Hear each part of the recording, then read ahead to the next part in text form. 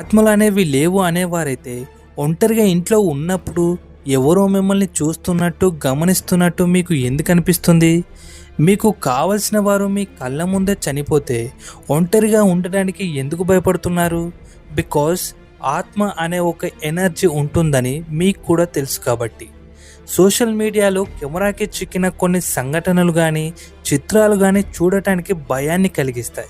అది నిజమో కాదో అని పక్కన పెడితే అలా జరగటానికి కూడా ఆస్కారం ఉంది. నేను మా బృందం ఎప్పటికప్పుడు వీటిపై రీసెర్చ్ చేస్తూనే ఉంటాం. కాబట్టి నా మాటలు జాగ్రత్తగా వినండి. గరుడ పురాణం, విష్ణు పురాణం లాంటివి ఎన్ని చూసుకున్నా కోరికలు తీరకుండా చనిపోయిన వారి ఆత్మలు ఎలాగోలా శరీరానికి న్యాయం చేసే ఇంకో శరీరానికి వెళ్ళాలని అనుకుంటాయి. ఒక రోజుకు ఎందరో అకారణంగా చనిపోవడం జరుగుతుంది. కాబట్టి మన చుట్టూ ఆత్మలు ఉన్నాయంటే కొంచెం ఆలోచించాలి కదా. ఇప్పుడు కాశీలో దేవాలయానికి కొద్ది దూరం